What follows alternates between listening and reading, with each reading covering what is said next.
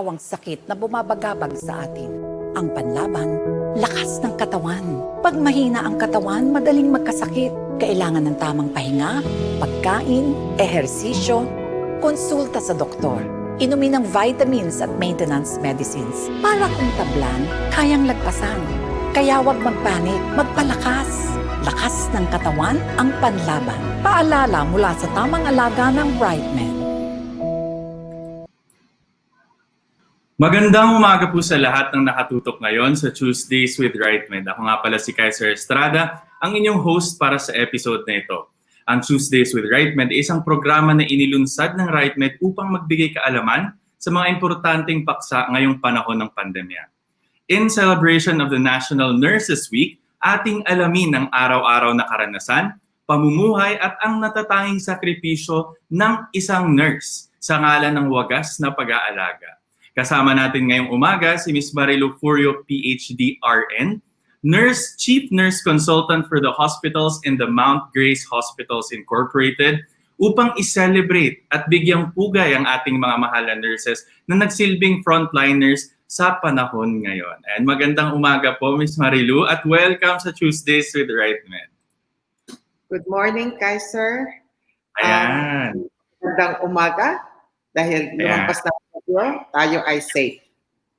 Yes, of course. So magandang umaga sa lahat ng ating manonood ngayon sa iba't ibang parte ng Pilipinas at even abroad. So, ayan, Ms. Marilou Furio, ngayong umaga meron tayong currently 1,538 live viewers sa iba't ibang parte ng mundo. So, ayan, batiin natin sila ng isang magandang umaga.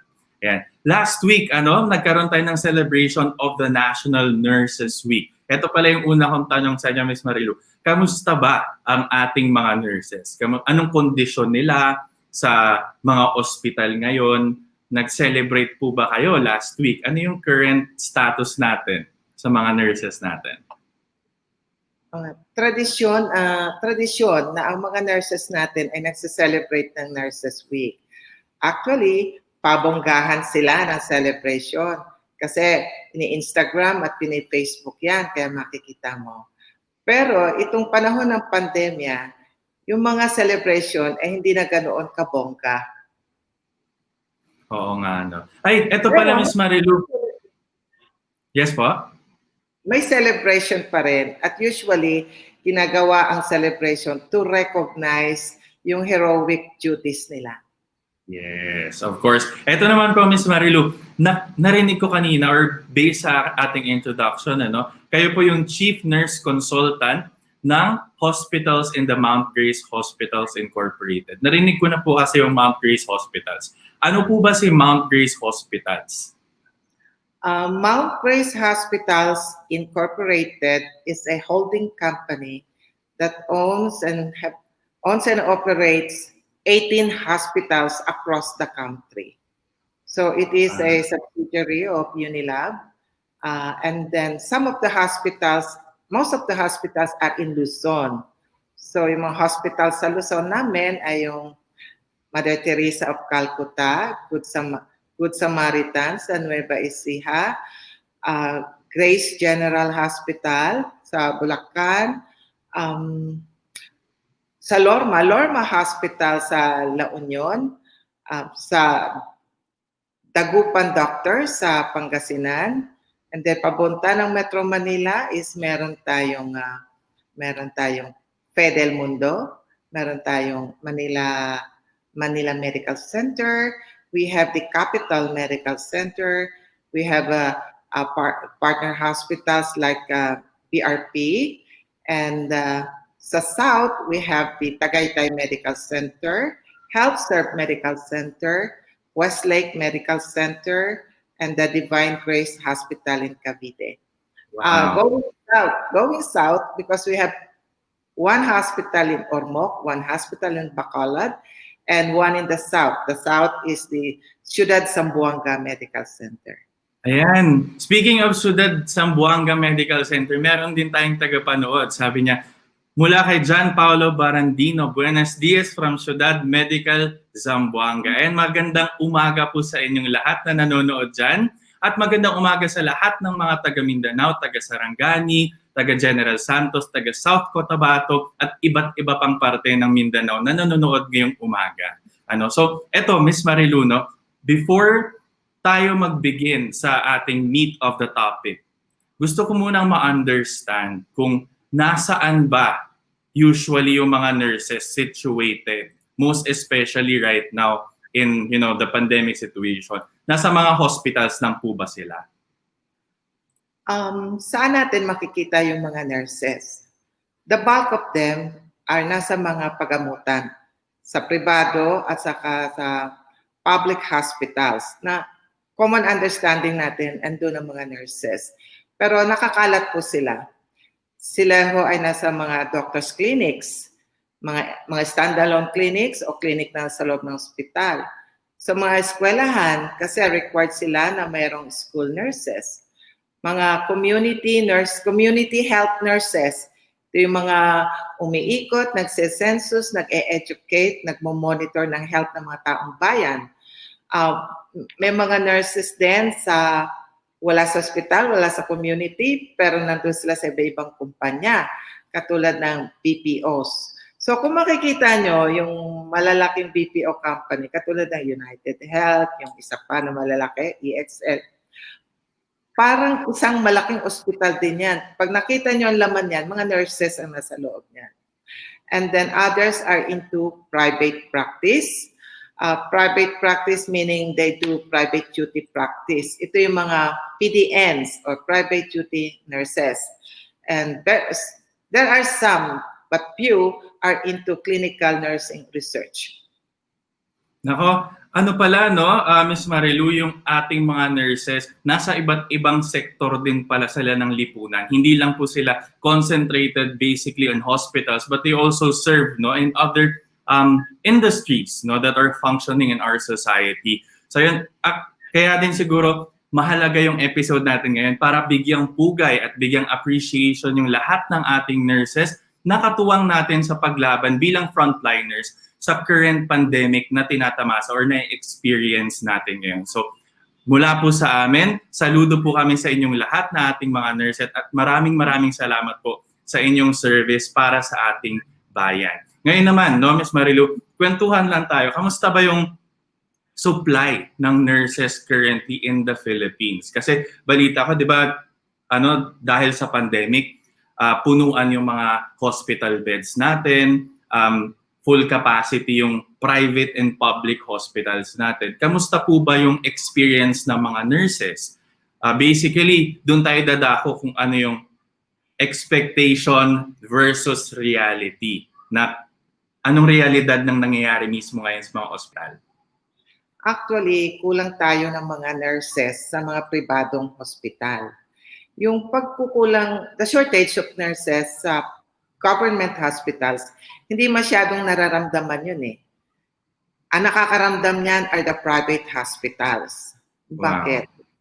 Kasi ang government, they can legislate the salaries to a higher rate. Nahihirapan naman yung private sumunod dyan. So, ang mga nahihirapan sa nursing workforce ay ang mga private hospitals. At dagawa ng pandemya, di ba? Konti na ngayon nurses because of the anxiety brought about by this disease.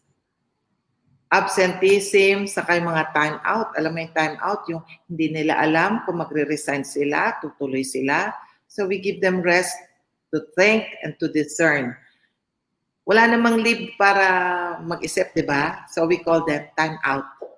So nawawala din sila sa trabaho. Tama. It's really affecting us. At saka kasi with the pandemya ngayon, mas marami kang kailangang nurses sa number of COVID patients. Correct. Sa DOH kasi, pagka ang pasyente mo ay normally, one nurse is to 10 or to 11 patient, to 12 patient. Pagka yan ay COVID, nagiging one nurse is to 5 patients. So, mas marami kang kailangan nurses sa panahon ng pandemya. Bakit? Kasi mas seremonya ang pag-aalaga sa kanila. Meron kaming tinatawag na donning and doffing. So, kada pasok mo doon sa pasyente, kailangan naka-attire ka ng iyong PPE. At pagpunta mo sa kabilang pasyente, bihis ka ulit. Every time you go in and out, you have to wear those protective equipment. And that takes plus hand washing and everything. Kaya kailangan mas maraming nurses kasi maritual ang COVID care of patient. Correct. So Miss Marilou, para maintindihan ng lahat ng mga manonood ngayon kung paano yung sakripisyo ng ating mga mahal na nurses, paano ba yung scheduling nila usually? Kasi pagkakalam ko, dahil meron din ako mga kamag-anak na mga nurses, di ba meron sila mga day shift, tapos night shift, tapos nagpapalit. Paano ba yung usual schedules ng mga nurses ngayon? They change schedule every 2 weeks. Others, they do it monthly. So depende sa organisasyon. So ideally, for the body to adjust, sabihin natin 1 week straight night, 1 week straight morning, pero hindi yun nasusunod kasi ang dami mong bago. So yung mga seniors mo, dapat iikot mo sa morning, PM, and night shift. So para may nag-guide dun sa mga bago. So itong si senior, yan ang duty niya, nagiging, we call it international. Kasi 24 hours halos. Tapos kasi sabi niya, night, rest, 6, parang hindi ka rin nag-rest. Pero kung kulang ang nurses at saka kulang ang senior, nangyayari yun talaga. We cannot avoid it. Yun, ideally is talagang permanent kang PM, permanent kang night, permanent kang morning for the 2 weeks or for the 1 month. Pero may mga biglang nagbuntis, biglang may nakunan, biglang may mga anak, merong nag-awol, may biglang nag-resign. Kasi ngayon, nawawala na lang sila eh. So, you manipulate the schedule in such a thing that you distribute the staffing safely. Correct. Tapos balita ko rin po, Ms. Marilou, dahil nga nagkaka-shortage tayo ng mga nurses, dahil una, yun nga, nagkakaroon tayo ng brain drain, di ba? Yung iba nating mga nurses na magagaling dito sa Pilipinas, umaalis ng Pilipinas para pumunta internationally. Dahil nga din, siguro for, financial needs, na hindi naman din, yun nga yung sabi nyo kanina, yung mga private hospitals, yung nahihirapan sa situation na to. Kasi, I think, di ba, pag tinaas ng private hospitals, yung salary ng ating mga nurses, di ba, tataas din yung healthcare. Kasi nga po, di ba, babawiin din ng mga private hospitals nito sa charging nila for hospital beds, for, yung kanilang pagstay mismo sa hospital, and yung mga charges na nakukuha ng mga patients dahil dito. So, kaya meron tayong kahit paano dilema, no? Isang question ko pala, Ms. Marilou, para maintindihan din ng ating mga manonood ngayong umaga. Ano ba yung average na sweldo ng mga nurses natin currently, no, as of 2020 for both private siguro or public sector? Ano ba yung salary nila? Actually, yung salary ng nurse, dapat many years ago, I think a decade na yun eh, ipinasa ang batas na dapat ang nurse ay ganito ang grade level at saka ang salary rate niya. Pero yun na hindi na-implement. Wow. Ipinaglaban yan ang nurse party list, and then na pinaglaban yan, umakyat yan hanggang Supreme Court. So ngayon, nanalo naman sila kasi batas naman yan talaga. Ang sweldo ng mga nurses sa government hospitals, government ang entry-level salary nila ay 31 or 32,000 pesos. Compare, punta tayo ngayon sa private. Sa private, ang kanilang sweldo, entry-level, is naglalaro sila sa 15, 16, 17, 18,000. Hindi ko alam kung may nagbibigay pa na mas mababa sa 15,000. Kasi may malalaking hospital, may secondary hospital, may tertiary hospital, may mga family clinic lang. So, depende rin sa size ng iyong facility. saka complexity of work. So, ang isa, meron tayong tinatawag na private duty nursing. This is an independent practice. Ang private duty nurse ay kumikita ng 1,800 per 12 hours. Neto. This is net. So, 1,800 per 12 hours. Now, kung hahawak siya ng COVID patient, plus 1,000 hazard pay. So, 2,008 per 12 hours. Malaki ang kinikita ng independent practitioner. However, iba yung proteksyon sa isang ospital na meron kang organization sa independent practice. Malaki ang kita mo, but you take care of yourself. Correct. So, ganun yung mga ranges niyan. Grabe pala yung experiences ng ating mga nurses, no, Ms. Marilou? Yeah.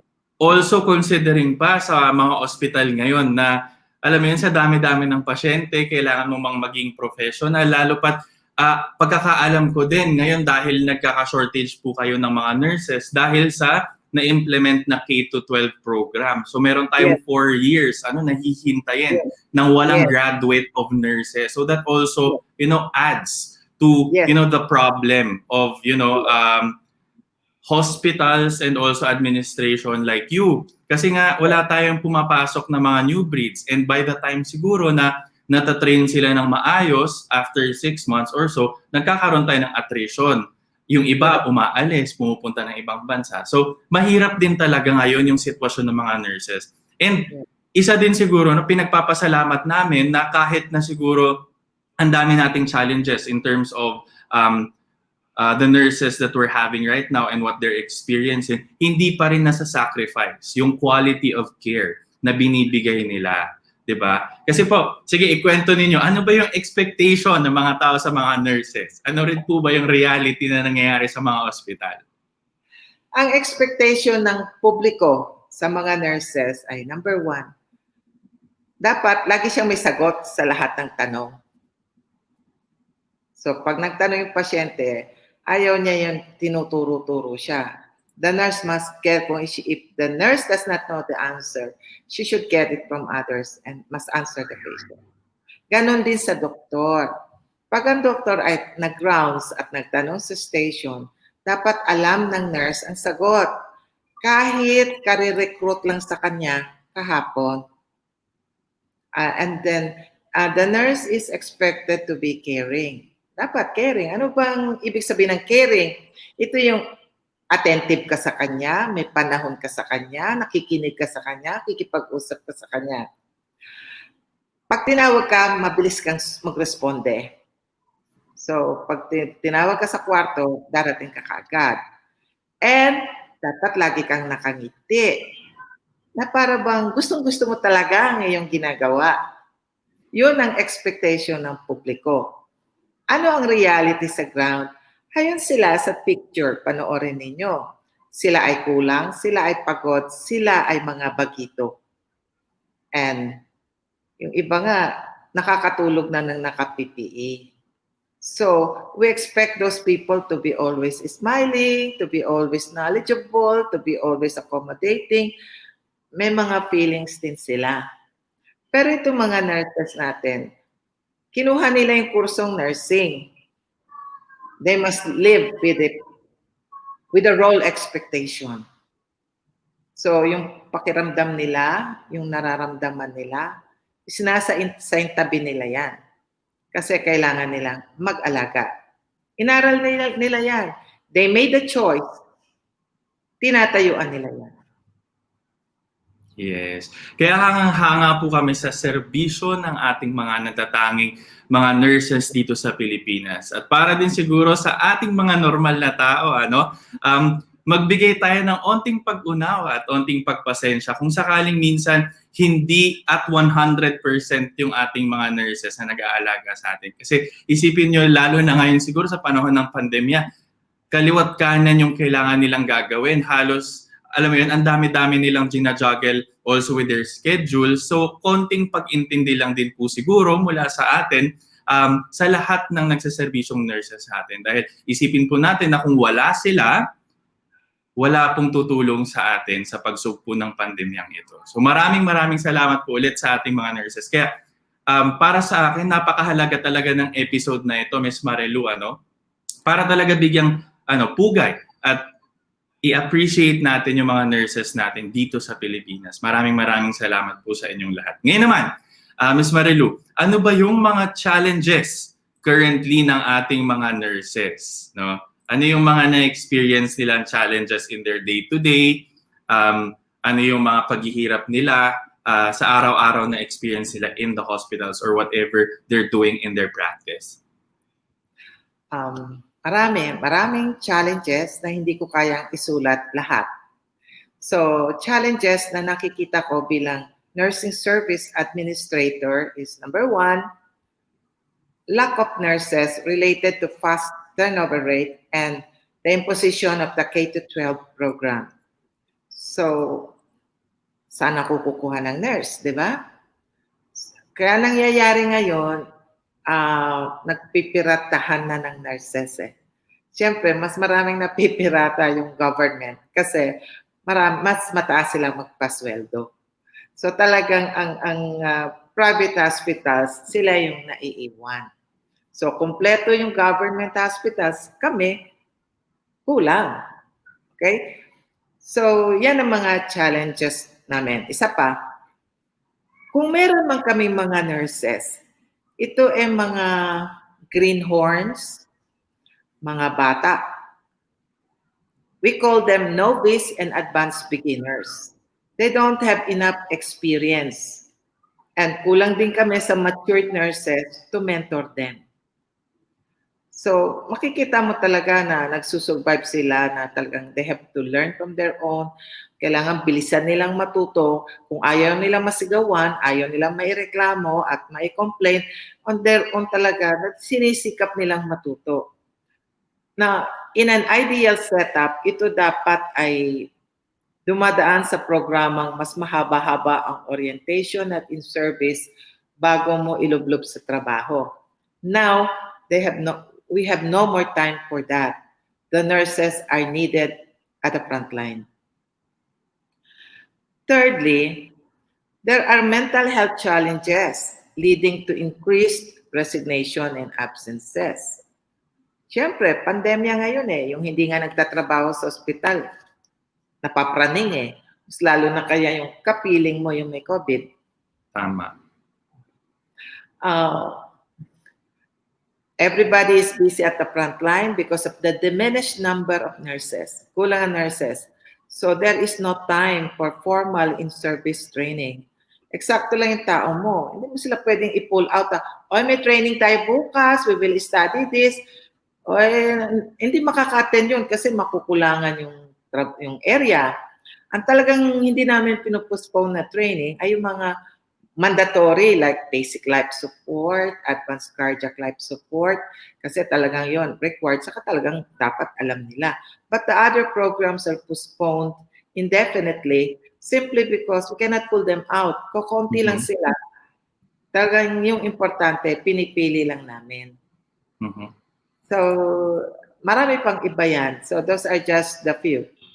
Okay. Eto, Ms. Marilou, based on your personal experience, ano ba yung pinaka hindi mo makakalimutang experience bilang nurse, In all of your years of being a nurse, ano yung pinaka hindi niyo po nakakalimutan? In my 41 years as nurse, 10 years were spent at the bedside. So, nung ako ay bedside nurse, there were two important disastrous events that happened where I was on duty at the hospital. Number one, it was the July 16, 1990 earthquake. It had an intensity of 7.7. Wow. 7.7. And it happened ng mga alas 5, banda. Duty ako nun ang lakas, ganun. Yung bang, kita mo yung sound, yung niyugyug kang swing ganyan. Tapos, di ba yung mga oxygen cylinder yung matataas pa sa'yo? Siyempre, pag gumalaw, babagsak yan. Imagine kung gaano kaingay yung tangke ng oxygen pag bumagsak tapos nag-roll.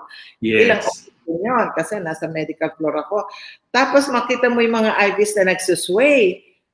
Napapasag talaga kasi nagbabanggaan sila. And then mga pasyente na bed rest o may mga injury, nakalakad sila papunta sa pinto. Tapos umiiyak, pumapalahaw. Iba nangungumpisal na, humihingi ng kapatawaran sa Panginoon. Tapos ang mga nurses, hindi mo naman makita. Kasi ako din. Kasi nandun kami sa ilalim ng lamesa, nandun kami sa kami mga kapagtago. Sasabayan ka ng brown out. So it's really chaos. Ano siya, pandemonium siya talaga. Tapos nakikita mo na nakakita na ako yung wall ng hospital namin sa rows ng mga patient rooms. Alam ko ang sound nung nabibiyak na pader. Wow. Nung mga naglalagit-ngit yun ganyan. So pagpunta ka sa dati kong hospital, makikita mo yung mga nila, yung pinatungan na lang. Pero sa engineering kasi, kung mga palitada lang, okay lang yun. Pero ako nakita kong bumubuka yun. Wow. Tapos yung mga pasyente, umiiyak, what can we do? Di naman namin sila pwedeng buhatin. So, we waited na matapos yung earthquake. Siyempre, that was followed by many aftershocks. But the beauty of it is, at 7.7 intensity, no nurse, no doctor, no nursing personnel had ever left the building. We stayed with the patients, and then pag dumungaw ka, yung buong street, punong-puno ng mga sasakyan, nag-uunahan silang umalis. Pero kami, hindi kami umalis. Ganun pala yun. Pagka talagang alam mong responsibilidad, hindi ka aalis. It's like yung mga responsibilidad ng kapitan ng barko, di ba? The captain is the last to go, di ba? Yes. Ganun din pala kami, hindi kami pwedeng mauna sa pasyente. So, nandun kami, nag-care kami, nagyayakapan kami kung sino mayakap namin. Basta you only need another human being to cling on. Hindi ko yan malilimutan. And then, talo na yung nag-brown out kasi 5 o'clock, going 6. Saan ka kukuha? Padilim na. Yes. Ang dilim, may nagpapalahaw, may umiiyak, nag-aabang ka ng susunod na aftershock. We were there. We will, like the captain of the ship, we will sink to the ship. So that was an experience. Hindi namin alam ang gagawin because in earthquake is only duck and cover. And then maghintay ka na lang uli. And you cannot just evacuate kasi ang dami naman nila. And puno ang streets, punong-puno na ng silikas. Number 2 is in 1987, Makati was the site of kudita.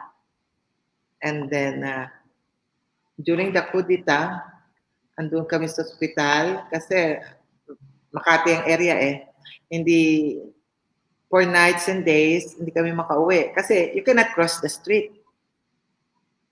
So naririnig namin yung putukan kasi we're in the middle of between the two camps.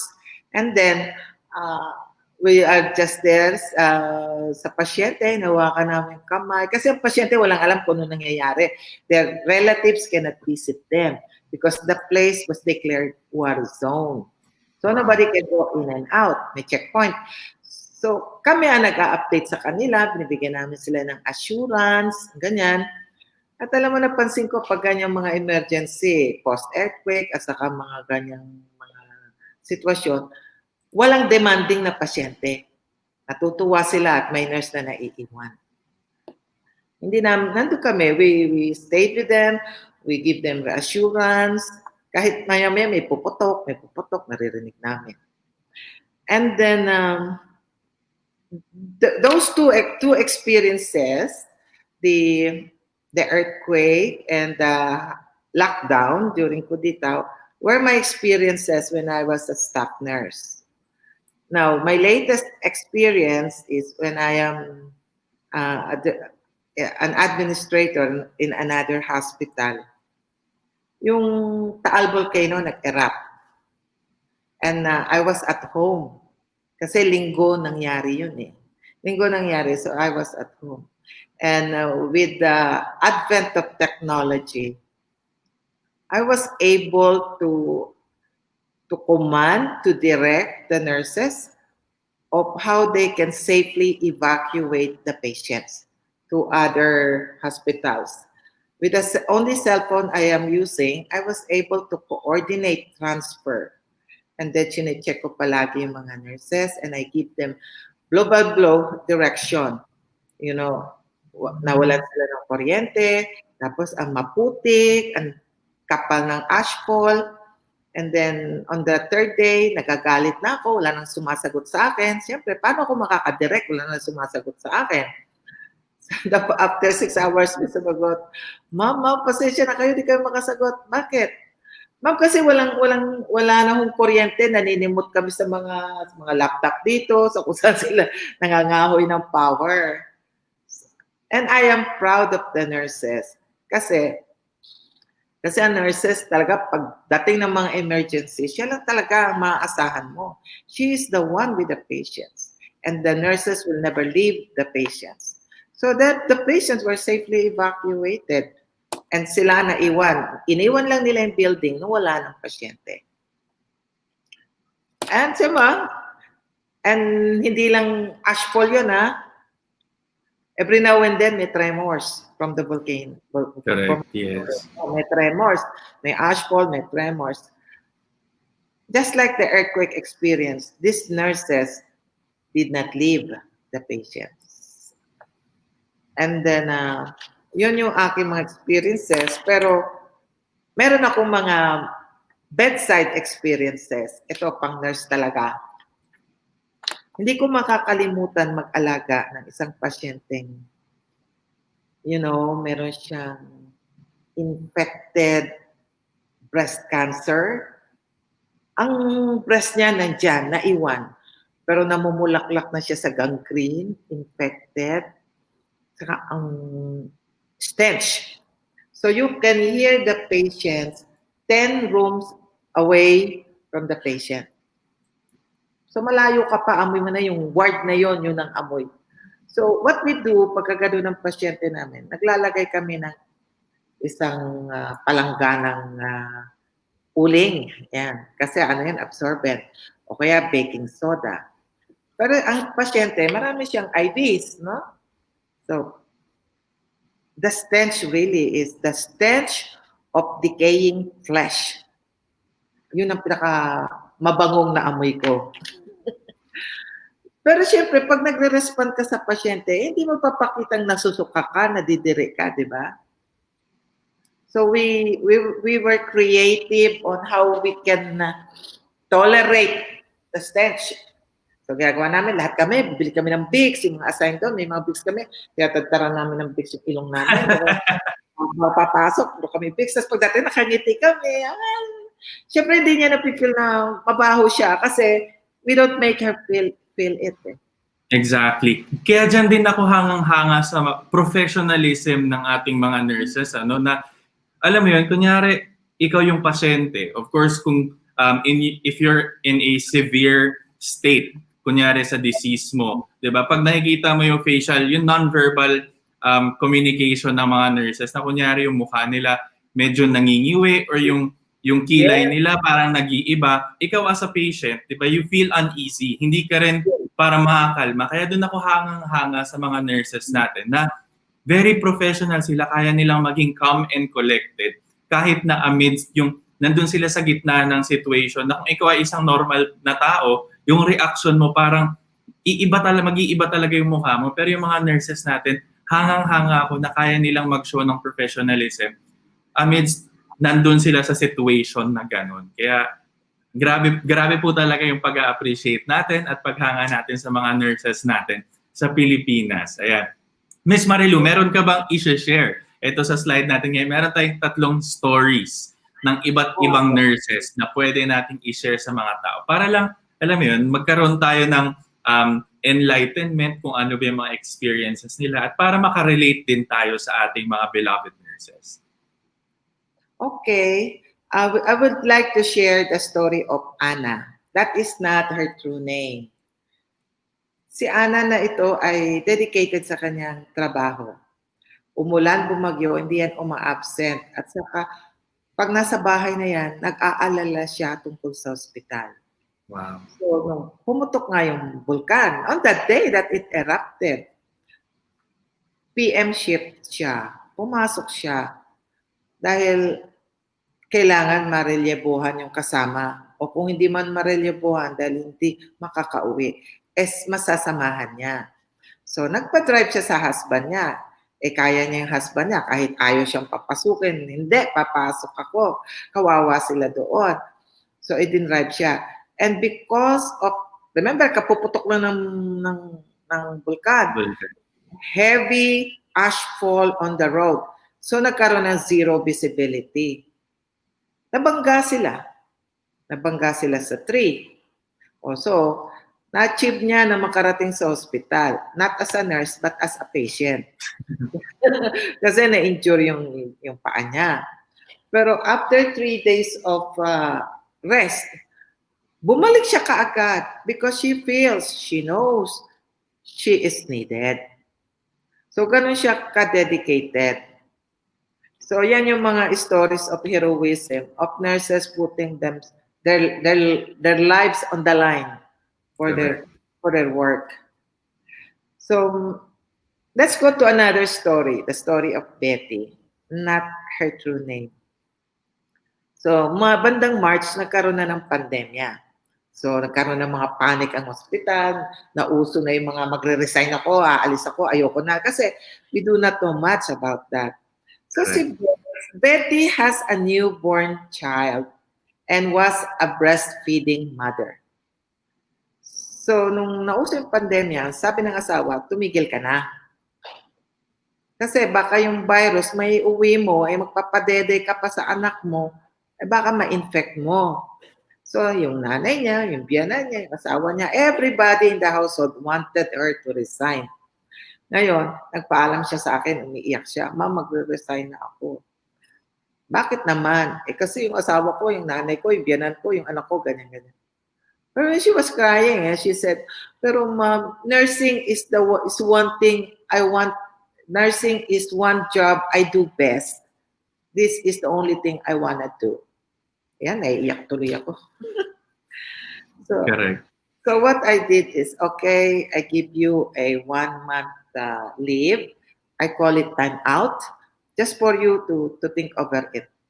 And then let's see after 1 month. Come back after 1 month. If you're not decided, I'll give you another time out. Just think about it. So, nag-time out siya, and then bumalik naman siya, and then yung family natanggap na rin na talagang gusto niya magtrabaho. Tuloy-tuloy yung buhay namin. So ito, the nurse is putting her life on the line for her kids, for her family, because she may carry the virus going home. Alam naman natin, kahit doktor, kahit nurse, namamatay sa COVID, kahit gaano kagaling yung kanilang mga infection control practices. Now, let's go to the story of Cathy. Si Cathy, alam mo yung mga sa ospital, meron kaming COVID ward, meron kaming non-COVID ward.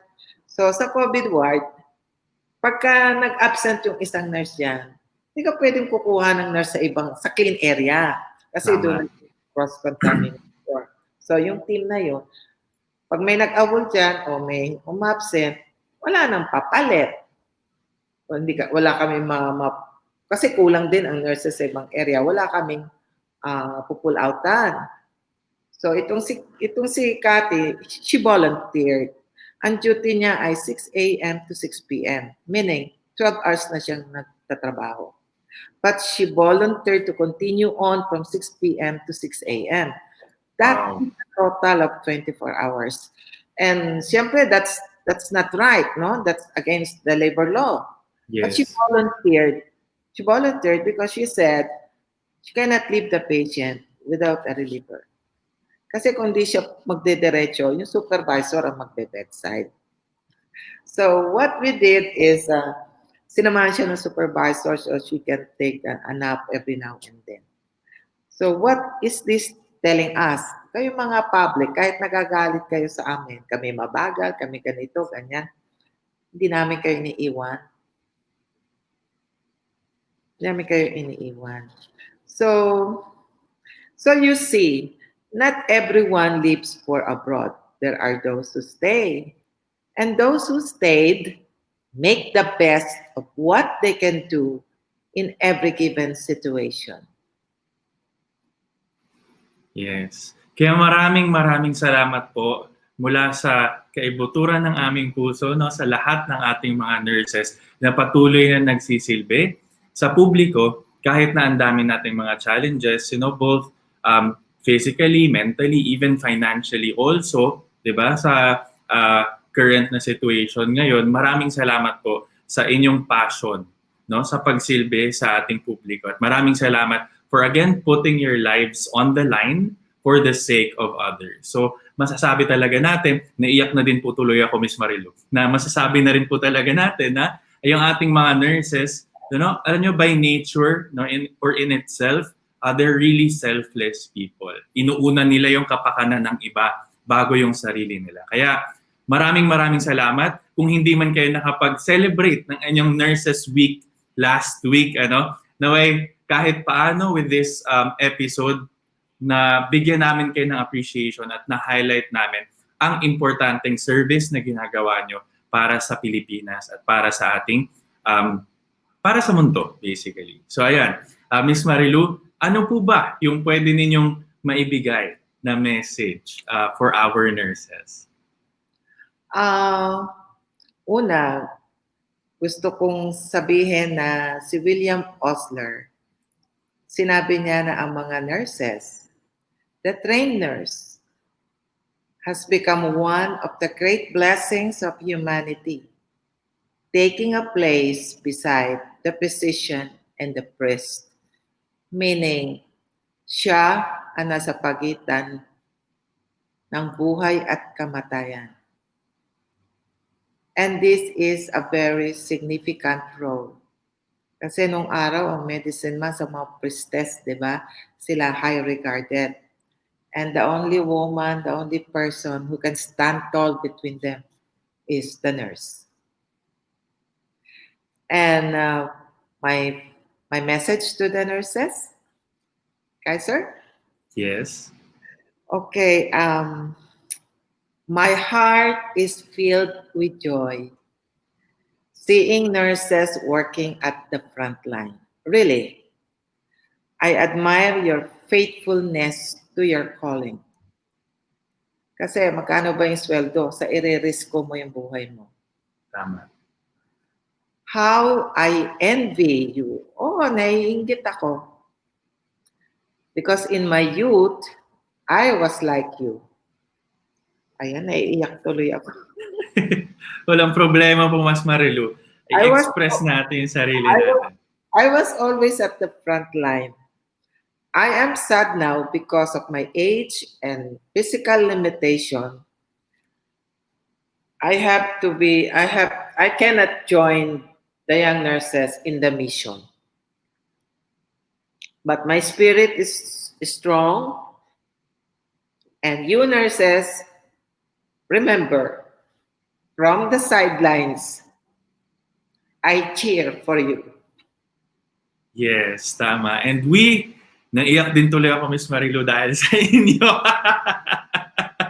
Ayan, we also, bilang normal na tao, we will also be cheering for you. Kaya maraming salamat sa serbisyo ninyo, ating mga minamahal na mga nurses. So, ngayong umaga, sana or naway marami tayong natutunan sa sharing natin with Miss Marilou Furio tungkol sa pang-araw-araw na mga buhay ng ating mga nurses. So, saludo kami sa lahat ng serbisyo or sa lahat ng ginagawa ng ating mga nurses. At naway, bigyan natin sila ng pag-intindi, bigyan natin sila ng pagmamahal dahil sila po ay tao lamang. Minsan, maaaring magkakamali din sila, pero hindi ito kakulangan ng kanilang passion at kanilang ginagawa sa kanilang serbisyo. Kaya maraming salamat po sa ating mga nurses. Dahil again, kung wala po kayo, hindi natin kayang kalabanin yung pandemic na na-experience natin sa ngayon. So, ayan. Miss Marilou, meron pa ba kayong panghuling gustong i-express bago po tayo magtapos sa ating programa ngayong umaga? For the nurses, if you can have your passion, whether in the Philippines or abroad. You can cross the border if you like. You can stay if you like. Because nursing naman is universal. You can do your passion in wherever in the world. Yes. So ayan, para din sa ating mga nurses, huwag kalimutang protektahan ng ating mga sarili at uminom lagi ng ating mga vitamins para maprotektahan tayo at mapalakas yung ating immunity. So ayan, maraming salamat po ulit, Miss Marilou Furio, sa pagsama sa amin ngayong umaga bilang guest ng Tuesdays with RiteMED. Ako personally, na-touch ako sa mga personal stories po ninyo at ng ating mga nurses. At alam mo yun, meron na akong pambaon na empathy, when I also interact with the nurses. So that's, for me, it's very important, na mabigyan natin ng highlight or maisapubliko natin yung mga stories ng mga nurses para maintindihan tayo ng lahat ng mga tao. So maraming salamat ulit. At para sa inyong mga nanonood, see you again next Tuesday para sa isa na namang episode ng Tuesdays with RiteMED. Magandang umaga at maraming salamat.